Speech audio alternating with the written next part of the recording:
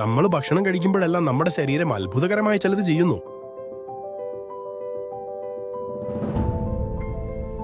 ആമാശയത്തിനുള്ളിൽ വെച്ച് ഭക്ഷണം വിഘടിക്കപ്പെടുന്നു.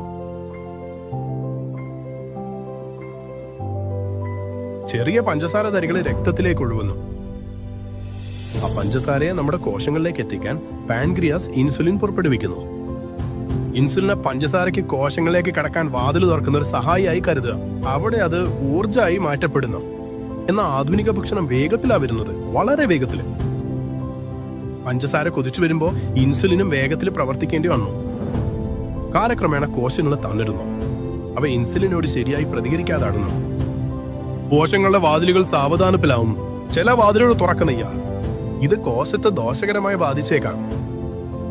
ഒരു ദിവസം പാൻക്രിയാസിന് ഇതിനൊപ്പം എത്താൻ കഴിയാതെ വരുന്നു. പഞ്ചസാര രക്തത്തിൽ തന്നെ അവശേഷിക്കുന്നു. ഈ സമയത്താണ് പ്രമേഹം പ്രത്യക്ഷപ്പെടുന്നത്. പ്രശ്നമുണ്ടാകുന്നതുവരെ നമ്മൾ കാത്തിരിക്കണോ, അതോ പ്രതിരോധത്തിന് സഹായിക്കുന്ന ഒരു നിത്യസഹായിയെ തെരഞ്ഞെടുക്കണോ? ഐക്കോഫി നിർമ്മിച്ചിരിക്കുന്നത് സലാസിയ ഉപയോഗിച്ചാണ്. ആരോഗ്യകരമായ ഉപാപചയ പ്രവർത്തനങ്ങളെ സഹായിക്കുന്ന ഒരു ആയുർവേദ സസ്യമാണിത്. പഞ്ചസാര സാവധാനം ഉയരുമ്പോൾ ഇൻസുലിൻ പരിഭ്രമിക്കേണ്ടതില്ല. ശരീരം ശാന്തമായി വിജുമു. ഇത് പഞ്ചസാര പൂർണ്ണമായി ഒഴിവാക്കുന്നതിനെ കുറിച്ചല്ല, ഇത് ആഘാതം കുറയ്ക്കുന്നതിനെ കുറിച്ചാണ്. പ്രശ്നങ്ങൾ ഒഴിവാക്കാനായില്ല, തിരിച്ചു പോരാടാനുള്ള മനസ്സ് നമുക്കുണ്ടോ എന്നതാണ് പ്രധാനം.